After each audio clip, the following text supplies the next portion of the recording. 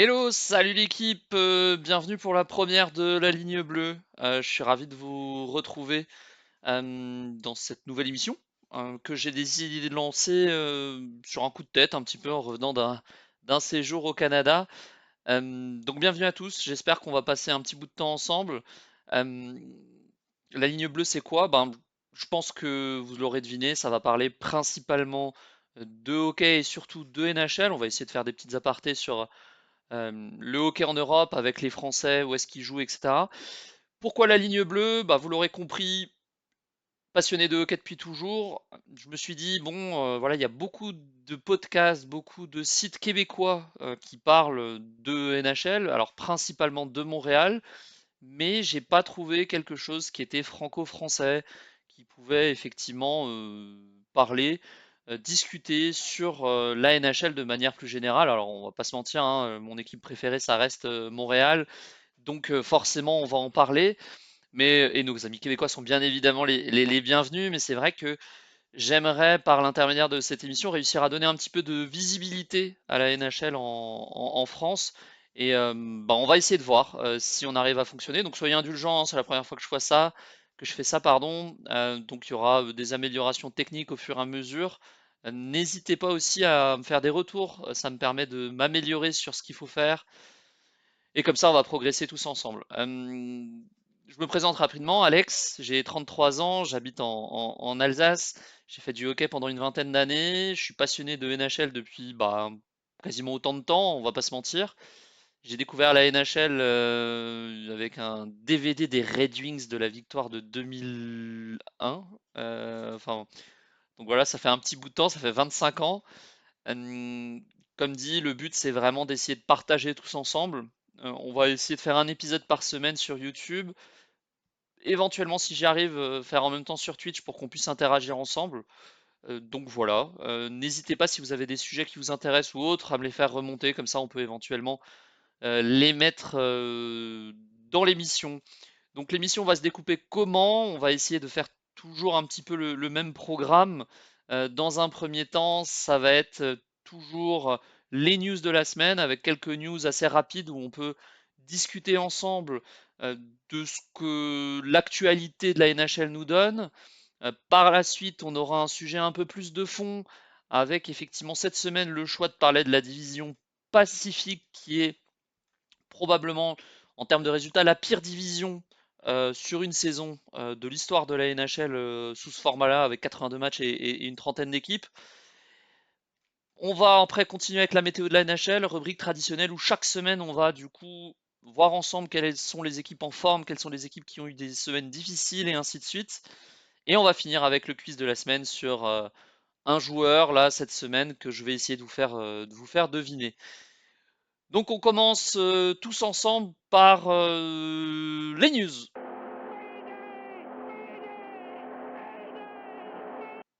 Les news, c'est parti. Alors, on va voir ensemble quoi cette semaine. Alors, pour commencer, je pense que il va falloir vraiment s'intéresser à quelque chose. Alors, on va en parler plus en profondeur pour la division Pacifique, mais je pense que vraiment, il faut qu'on discute 2 secondes de ce qui se passe du côté de la division Atlantique et plus précisément même de la conférence Est.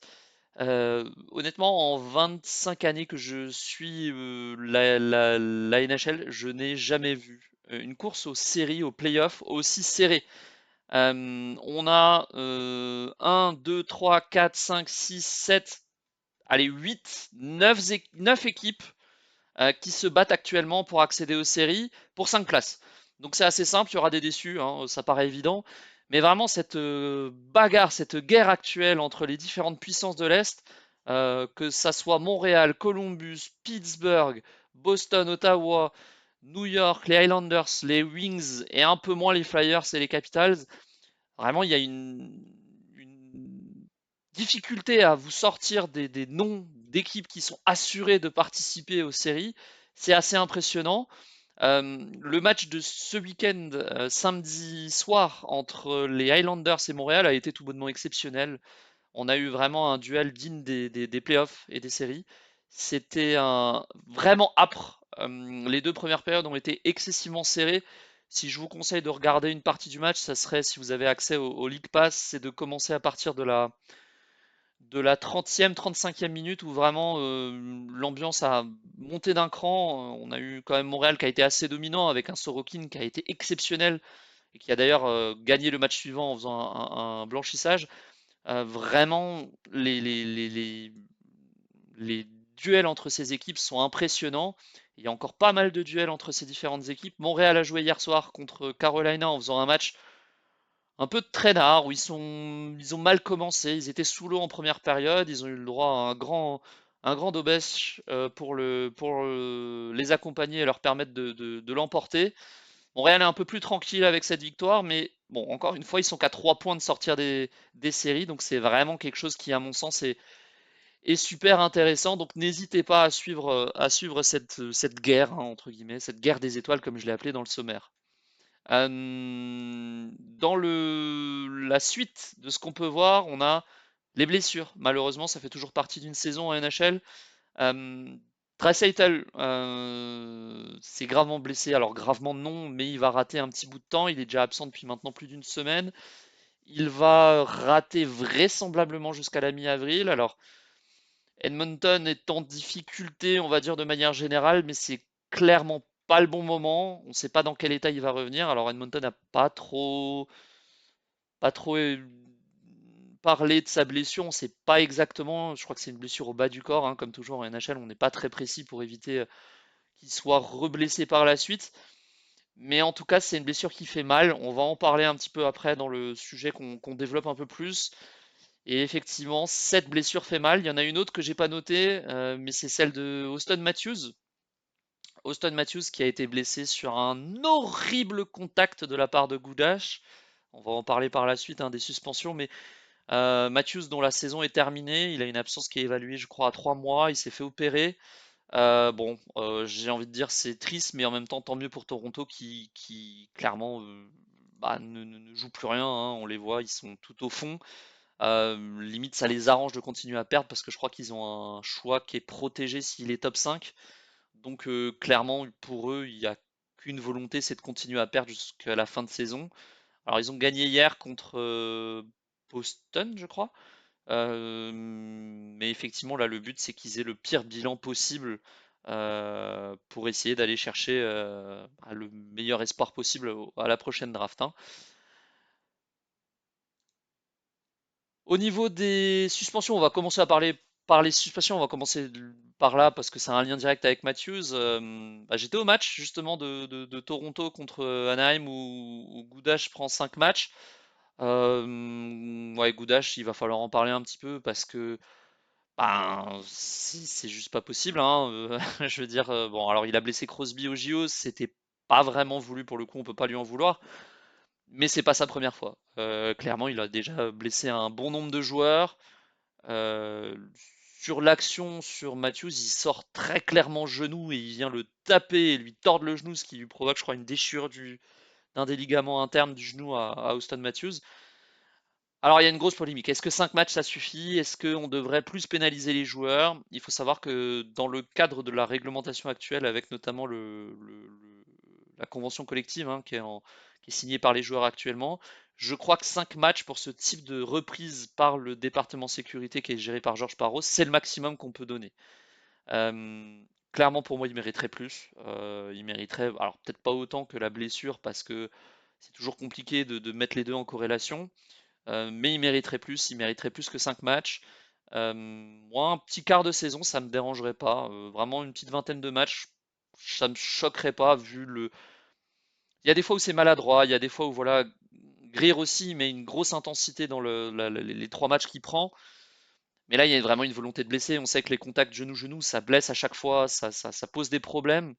Et vraiment, c'est embêtant. Je crois qu'il y a Connor McDavid notamment qui a évité de trop parler parce que sinon ils prennent des amendes, mais il était pareil, il sous-entendait que très clairement la suspension n'était pas suffisante.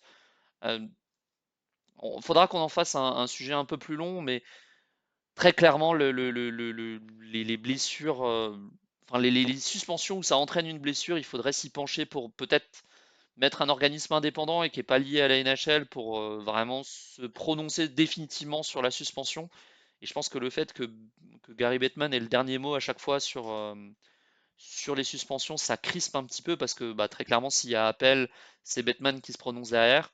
Donc voilà, peut-être un organisme indépendant, ça serait une bonne chose. Je sais pas comment ça peut se goupiller juridiquement parlant, mais à voir. Et puis dans les signatures un petit peu sur les dernières semaines, sur les derniers 15 jours, il y a plusieurs signatures qui sont intéressantes. Il y a Schmaltz qui a signé effectivement du côté de Utah. C'est un très très bon joueur, assez sous-coté je pense parce qu'il est dans une équipe qui, bon voilà, était pendant un petit bout de temps pas très hype, hein, pas très à la mode. Mais à Utah, je pense que c'est peut-être l'un des joueurs les plus talentueux avec Clayton Keller. Donc c'est une très bonne chose. Jean-Gabriel Pajot, bon on le présente plus, je pense que pour les francophones, hein, on connaît Pajot, c'est un joueur d'expérience, c'est une bonne chose qu'il ait re-signé. Eberle, du côté du Kraken, c'est une bonne signature, je pense que le Kraken c'est leur meilleur pointeur actuellement. Et bah, il apporte toujours la même chose, il a quand même une expérience au plus haut niveau. Euh, il a un talent certain et je pense que c'est une très bonne signature. Et puis pour la dernière signature, bah, je suis un peu plus. Voilà, Sherwood c'est un bon joueur, mais il a été signé assez cher. De mémoire, c'est 5 millions sur 4 ans, enfin 5 millions par an sur 4 ans. C'est assez cher, mais bon, San Jose a quasiment pas de gros contrats sur les prochaines années, puisque c'est quasiment tous des rookies ou des joueurs de complément. Donc c'est un très bon joueur de vestiaire de ce que j'en ai compris. Donc pour entourer ces jeunes, c'est pas une mauvaise signature. Donc l'un dans l'autre, je pense que tout le monde s'y retrouve. Lui, il aurait peut-être pas réussi à avoir un aussi gros contrat ailleurs. Et puis il va entourer, il va encadrer les jeunes requins, les jeunes sharks dans leur progression au fur et à mesure.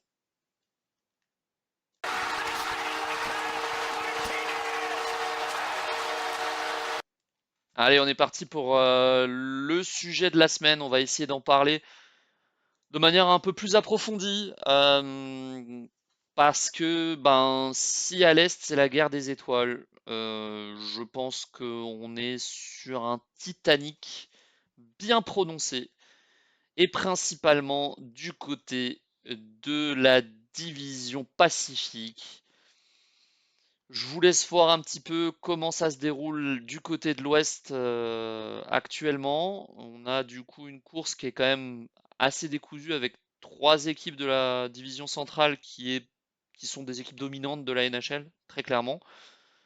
Et puis derrière, franchement, c'est ultra compliqué.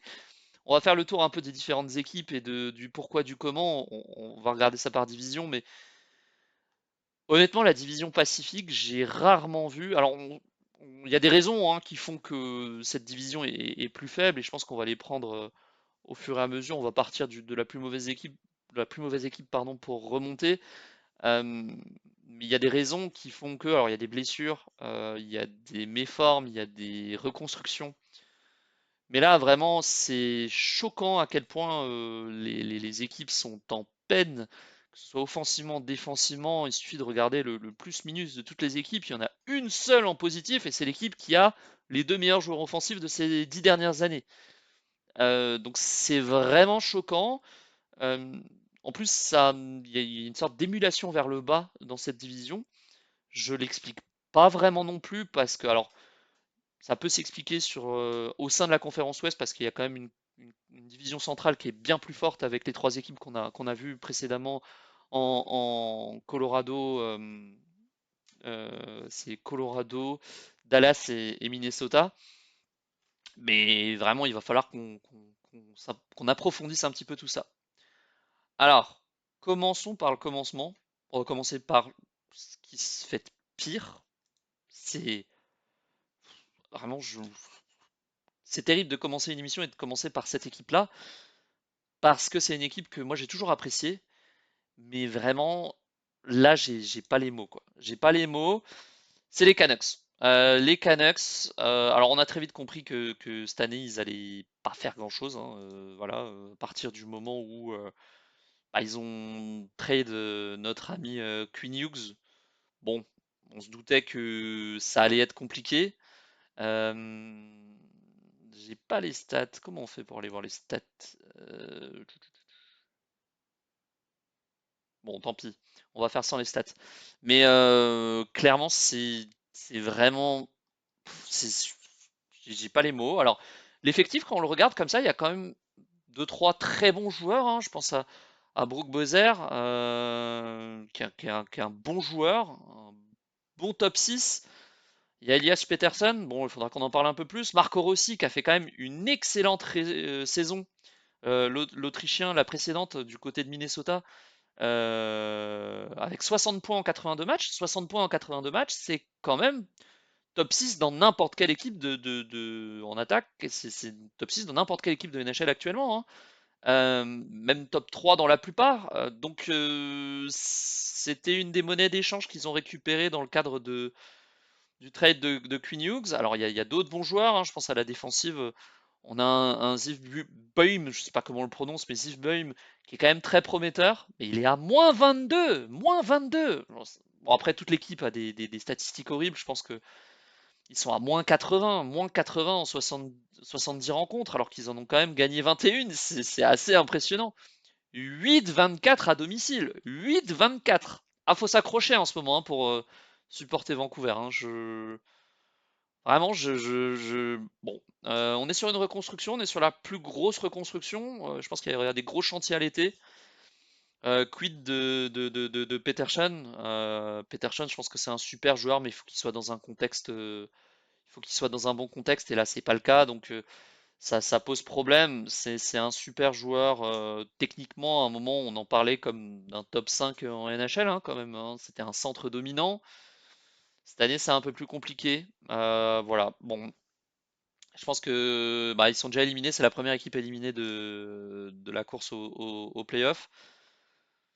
C'est compliqué. Après, il y a des équipes qui sont dans des positions un petit peu d'attente parce qu'au final, elles sont pas si loin que ça des séries, mais elles sont pas si loin ça des séries parce que la division est très mauvaise. Calgary, on est clairement sur une reconstruction, hein. Ils ont cédé Kadri du coup à l'Avalanche. Donc on est clairement sur une reconstruction. Il y a des points intéressants, hein. Il n'y a pas que bon, c'est quand même des joueurs qui ont déjà un certain âge. Huberdeau, sa saison, c'est assez compliqué, hein. Strome, ils l'ont récupéré d'Anaheim parce que gros salaire et que bah, mauvaise saison de sa part. Il y a des points positifs. Je pense que Backlund, ça reste un super joueur. C'est un all-around player. Vraiment, il est capable d'attaquer, de défendre. On le voit, hein, il a un plus-minus de plus 10 avec l'équipe qu'il a. C'est vraiment très fort. Il y a des déceptions aussi, hein, on va pas. Voilà, un Zayn Pareke qui a que 4 points. Alors, il a été blessé, il a été aux mondiaux U20, aux mondiaux juniors. Donc, il y a des raisons qui expliquent qu'il n'a pas non plus une saison complète. Mais là, pour le coup, on espère vraiment récupérer beaucoup d'assets à la prochaine draft, beaucoup de jeunes. Voilà, il faut, à mon sens, tout reconstruire. Je pense qu'il n'y a personne qui est imbougeable dans cet effectif, hein, actuellement. Si, peut-être Parek qui est quand même un joueur assez jeune. Et je pense qu'un Backlund a une grosse valeur marchande qu'il faudrait essayer de récupérer. Je sais même pas combien de temps il a de contrat encore, je sais pas si on peut le voir. Bon, il a 37 ans déjà, hein, donc je sais pas s'il aura une valeur marchande. Mais c'est un très bon joueur qui est en carrière un super plus-minus. Et quand même 600 points en carrière, hein, ça prouve le niveau du monsieur. Voilà, Calgaris, même niveau que Vancouver, et je dirais même un peu plus en deçà, parce que je pense qu'il y a moins il y a moins de matière pour reconstruire. Et alors là, c'est assez marrant parce qu'on a trois équipes qui se tiennent en 4 points, mais on n'a pas du tout la même vision. On a les Sharks, le Kraken et les Kings. Clairement, on a les Sharks qui. Bon, alors ils ont une mauvaise série là actuellement. Ils ont 5 défaites de suite et ils vont probablement rater les séries à cause de ça. Mais on a les Sharks qui sont bah, la coqueluche un petit peu cette année grâce à McLean Celebrini. McLean qui fait une saison MVP, hein. Alors il se qualifiera en playoff, je serais clairement à militer pour lui. Je ne sais pas si vous vous rendez compte de l'écart entre Celebrini et Will Smith. Will Smith qui est aussi très jeune, hein, il a 21 ans, il vient de les avoir. Mais vous vous rendez compte, il y a 50 points, allez 49 d'écart entre Celebrini et Will Smith. Je ne sais pas si on a déjà vu un tel écart entre deux joueurs Je sais qu'il y a Werenski aussi qui a beaucoup de points par rapport à son équipe à Columbus, mais là c'est vraiment impressionnant et ça traduit vraiment la domination dont ce gamin fait preuve. Je rappelle quand même qu'il n'a toujours que 19 ans, hein. Faudra qu'on s'y penche un petit peu. C'est un joueur qui est du niveau de Crosby quand il est arrivé dans la ligue. Vraiment, j'ai eu la chance de le voir à Milan de mes yeux. Et ben, il a un bon lancer, mais c'est pas non plus Ovechkin. Mais il fait tout bien. Il est tout le temps bien placé. Il est défensivement très bon pour un gamin de 19 ans. Euh, Vraiment, il fait tout bien. Il fait tout bien et je pense que c'est vraiment le franchise player sur lequel tu veux bâtir ton équipe. Si on devait faire un comparatif avec la NBA, alors c'est un peu différent parce que Wemby c'est un alien, mais en tout cas, Monsieur Parfait à la Crosby de l'époque, c'est vraiment Celebrini qui, à mon sens, joue sur ce rythme-là. Derrière, on a qui est-ce qu'on a? On a le Kraken. Alors le Kraken joue pas mal, mais encore une fois, c'est un peu moyen. En plus, la série est vraiment pas bonne. Je crois que je les ai mis dans la météo aussi de la NHL parce que bah, justement, c'est pas en forme. Euh, Comme dit le Kraken actuellement, on peut aller voir l'effectif. Il y a un bon effectif, hein, c'est pas mauvais en soi, mais ça manque de quelque chose. Ça manque Voilà, je pense que Seattle, ils sont un peu entre deux eaux. C'est une franchise qui est toute récente. Ils vont avoir les Sonics qui vont venir les concurrencer dans 2 ans. Donc ils veulent une équipe compétitive. Donc ils veulent pas reconstruire pendant très longtemps. Mais ils n'ont pas non plus une expansion de draft, enfin un draft d'expansion qui a été aussi exceptionnelle que celle de Vegas. Je pense que malheureusement pour eux, les franchises se sont méfiées suite à Vegas qui a été ben, très vite très compétitif. Et c'est vrai que il y a quelques petites déceptions. Je pense que Beignet, alors il est très jeune, encore une fois, il a 21-22 ans. Voilà, il faut lui donner les 23, pardon. Il a 23. Faut lui laisser aussi tout ça. Il a fait quand même des bonnes saisons. Mais c'est vrai que ça pêche un petit peu sur le côté. Ça manque d'offense, ça manque d'attaque, ça manque de talent pur. Il y a des bons joueurs. Vince Dunn, c'est un très bon défenseur à la round. Brandon Montour, c'est un très bon défenseur. Après, il y a quelques déceptions, hein. Shane Wright, 25 points. Quand on voit ce que Slavkovski fait actuellement, ben, clairement, il y a plus trop de débat sur qui il fallait prendre lors de lors de la draft. C'est une bonne équipe, mais je pense qu'il manque un petit peu ce step supplémentaire pour vraiment avoir une chance de faire quelque chose en playoff. Si là, ils se qualifient en playoff, ça sera vraiment à l'arrache, hein. On le voit, ils sont à 6 points des séries et de Vegas, mais il manque quelque chose. Donc voilà, à voir pour Seattle, mais j'y crois pas trop. Là où Los Angeles, il y a quand même plus d'éléments. On a une équipe qui est, ben, au contraire des autres, je pense que c'est une équipe qui est en fin de cycle, hein. On a la dernière saison du probable meilleur joueur européen, ou en tout cas du joueur européen le plus sous-coté, je pense, de l'histoire, avec Anse Kopitar, qui a annoncé jouer sa dernière saison. Je sais pas si on peut voir encore, mais il est à plus 14. Regardez son équipe et regardez où est Anse Kopitar. C'est vraiment un joueur à part entière. C'est dans la juste lignée des Datsuk, c'est vraiment l'un des joueurs les meilleurs joueurs défensifs. Plus 122 en carrière pour un attaquant. Je sais pas où il est historiquement dans toute la ligue, mais vraiment c'est exceptionnel. Moi je respecte vraiment ce type de joueurs qui ont fait une équipe dans toute leur carrière, qui ont eu du succès, qui ont eu des trophées individuels. Je crois qu'il a 2 ou 3 Lady Byng Kopitar. Vraiment, c'est exceptionnel en termes de carrière et je pense qu'on s'en rend pas bien compte. Alors peut-être parce qu'il est slovène et que c'est pas les nations non plus bah, les plus importantes dans le paysage européen du hockey. Mais vraiment, hein, plus 20, plus 11, plus 14, c'est exceptionnel. Alors il a de temps en temps des saisons un peu moins bonnes, mais quand on voit ce qu'il est capable d'accomplir défensivement et offensivement, c'est sûr que bah, on se rend compte que ce mec-là était un gagnant et vraiment un joueur dominant toute sa carrière.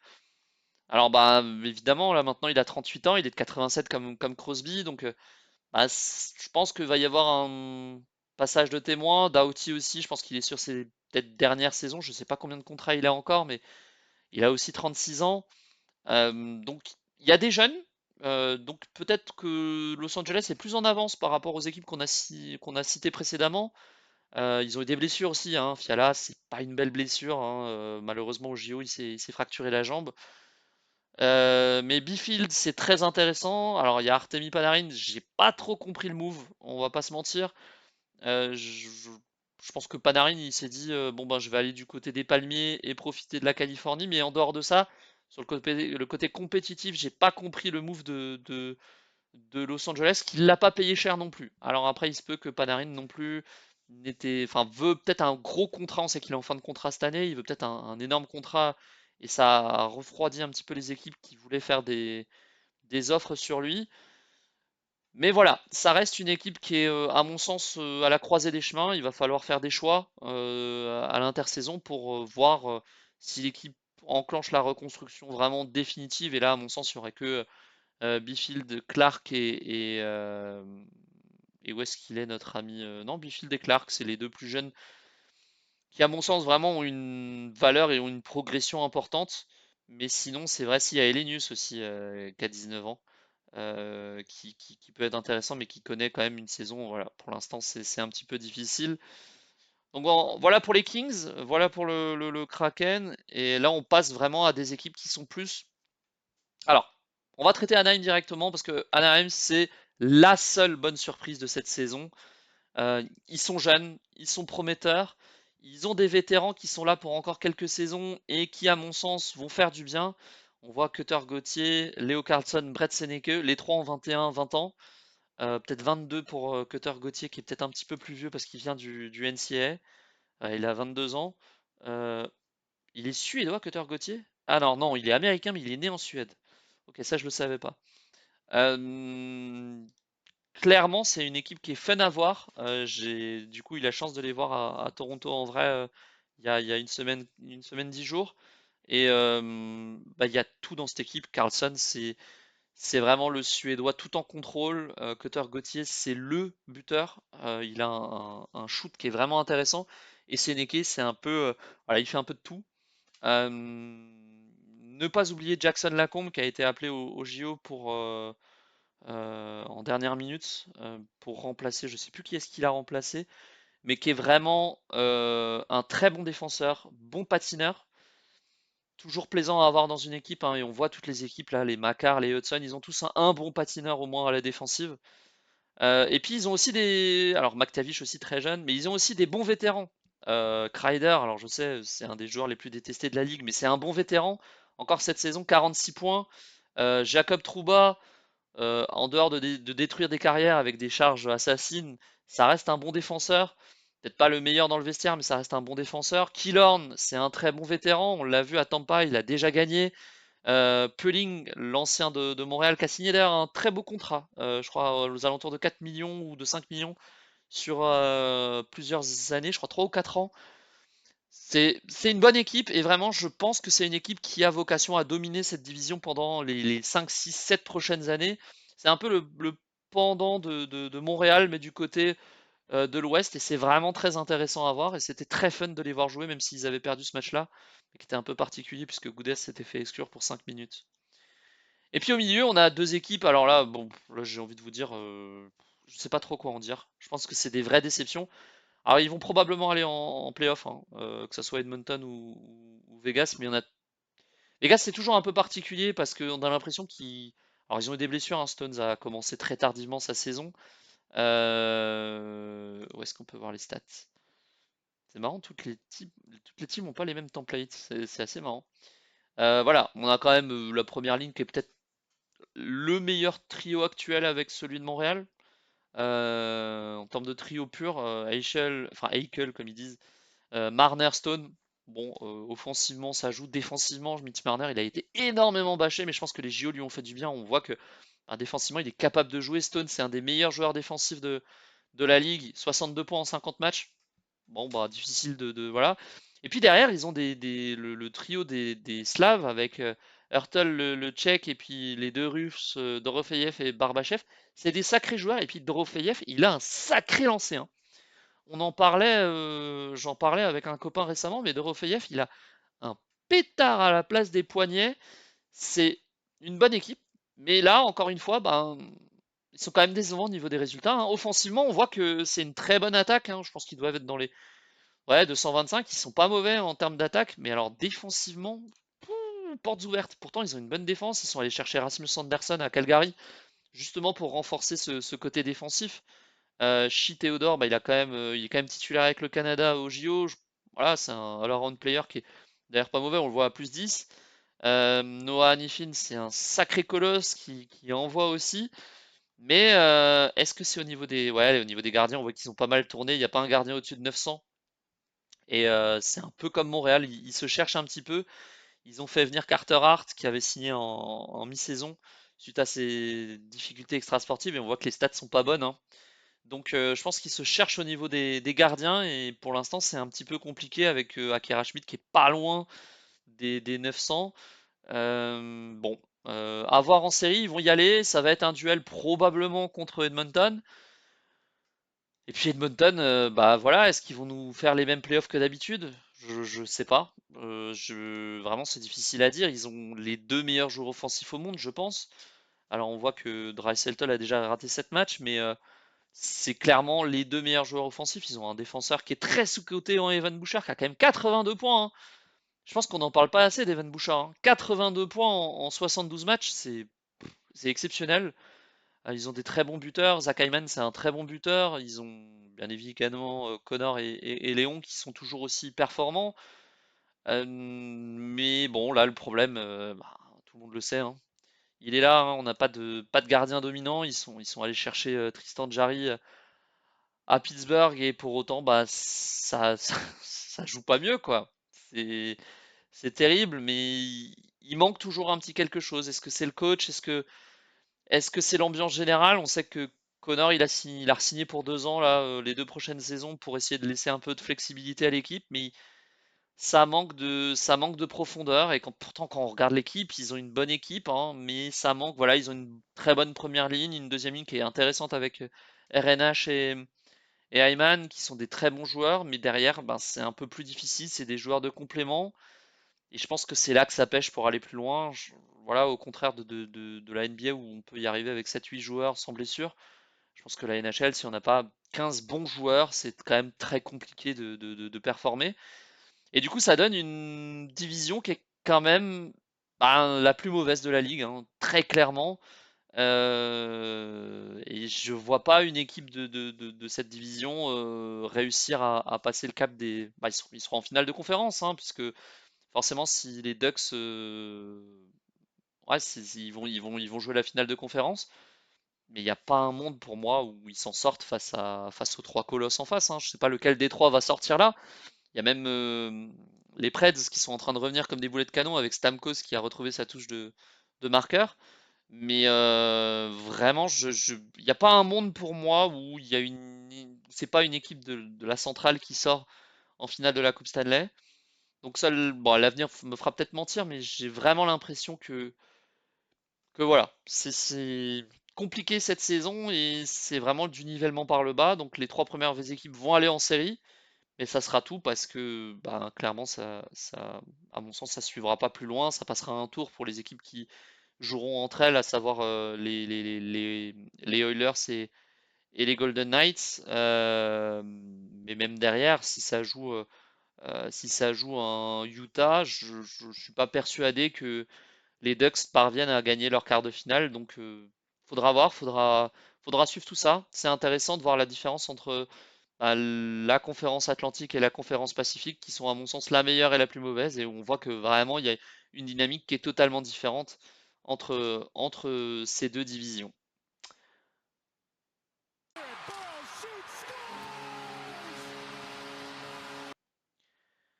Allez, on est parti pour la météo de la semaine. On fera ça chaque semaine et on verra un peu les équipes. S'il y a des équipes qui restent plus ou moins en haut ou en bas de ce classement, c'est vraiment juste sur une appréciation euh, tout à fait subjective de ma part, en fonction des résultats, en fonction des équipes que j'ai pu voir jouer, les buts encaissés, de l'attitude générale de l'équipe.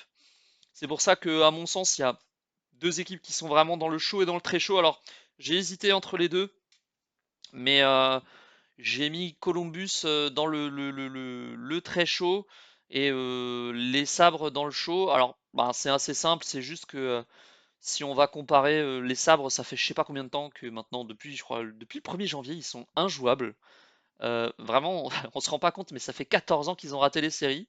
Ils ont viré leur DG, ils ont rien changé à l'équipe, et l'équipe, pof, elle s'est mise à, bah, c'est quasiment la meilleure équipe de la ligue. Alors il y a Colorado, mais qui était en avance, mais là actuellement à l'Est, chaque match ça joue, il y a un nombre de buts incroyable, ça se bat, enfin vraiment c'est l'équipe qui est vraiment la plus fun à avoir joué pour l'instant cette saison avec Montréal. Euh, et franchement, ça fait plaisir pour les fans des sabres, parce que pendant combien de temps ça a été la pire équipe de la ligue. Donc là, c'est top de les voir jouer à ce niveau-là. Et puis j'ai choisi aussi Columbus comme deuxième équipe en forme. Alors sont en 6-1-3. Ils étaient invaincus pendant, je crois, 11 matchs, enfin en tout cas ils avaient pris des points pendant 11 matchs de suite avant de perdre dernièrement. Euh, je les ai mis devant parce que c'est une plus grosse surprise pour moi. Comme dit dans le classement, c'est une plus grosse surprise parce que Buffalo, ça fait maintenant quand même 3 mois qu'on les voit dominer. On sait qu'ils vont aller en série. Mais Columbus, il n'y a pas eu non plus d'énormes changements, mais ça s'est mis à très bien jouer. Et puis j'en ai parlé vite fait avant, mais il y a un joueur dont il faut parler absolument à Columbus, et je pense qu'il n'a pas assez il a pas assez de hype par rapport à ce qu'il est en train de faire. C'est Zach Werenski, hein. Alors, il est champion olympique avec les US, mais vraiment, on se rend pas compte du niveau de ce gars-là. Avoir un défenseur qui a 20 points de plus, allez, 18 que ton meilleur attaquant, c'est vraiment exceptionnel. C'est assez rare pour être souligné. Franchement, c'est un joueur qui a déjà eu des très bonnes saisons, hein. Quand il était de mémoire à Philly. Non, il a jamais été à Philly. Pourquoi? Ah non, je mélange avec Provorov.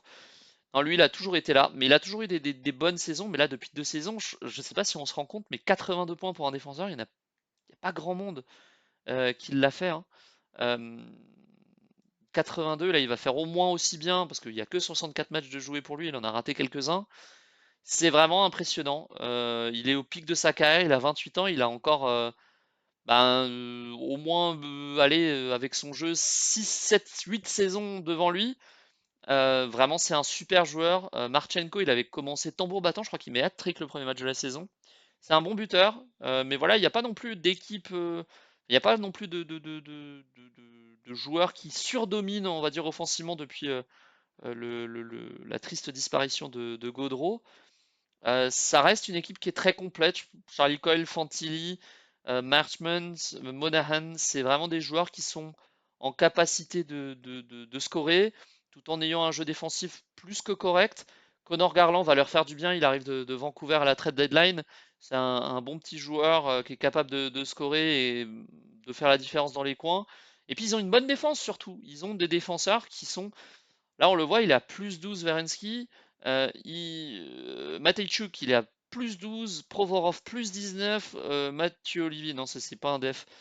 C'est un attaquant, mais je trouve que défensivement, c'est Siversen qui est à plus 17, pardon. Provorov à plus 19. Euh, Très clairement, ils ont une très bonne défense. On a coutume de dire que bon, pour espérer gagner, il faut quand même avoir un certain nombre de défenseurs compétents. Ah, je pense que pour le coup, Columbus traduit vraiment bien cet adage-là. Là où on peut retrouver aussi à Montréal, par exemple, pour comparer, on a trois très très bons défenseurs, trois, quatre très bons défenseurs, parce que Gullet revient bien. C'est le même principe avec Columbus, hein. Werenski est excellent. Siversen, Matejchuk, Provorov, c'est des très bons défenseurs. Ils mettent une trentaine de points dans la saison, donc c'est un impact offensif qui est important, qui gomme peut-être un petit peu là où il manque de superstars à un point par match en attaque. Mais on a des joueurs qui sont capables de scorer en défensive. On a des joueurs offensivement qui sont capables d'être all-around, qui vont pas faire uniquement de l'attaque. Et ça, je pense que c'est très intéressant. Et c'est pourquoi Columbus marche si bien actuellement. On a derrière, j'ai mis mitigé Montréal. Alors, bon, j'avais préparé ça un petit peu plus tôt. Ils ont gagné leurs 2 derniers matchs, donc c'est un petit peu dur, je pense, pour Montréal. On va pas s'apesantir là-dessus. C'est un petit peu dur, je pense. Et puis, on va finir avec les équipes qui vont mal, mais on en a. On en a déjà parlé, c'est un peu tiré sur l'ambulance, mais les Canucks, c'est très très froid, hein. Y a rien à rajouter par rapport, on leur a déjà assez tiré dessus. Et puis le Kraken, là, qui est sur une très mauvaise série, hein, ils sont sur combien ils ont de défaites de suite? Ils sont sur 5 défaites de suite. Ils sont en 2-7-1. Ils ont perdu en prolongation encore de nouveau là hier. Voilà, c'est la météo de la semaine. N'hésitez pas à réagir si vous êtes d'accord, pas d'accord. Si vous avez d'autres idées d'équipe, on peut toujours en parler lors de la prochaine émission, hein.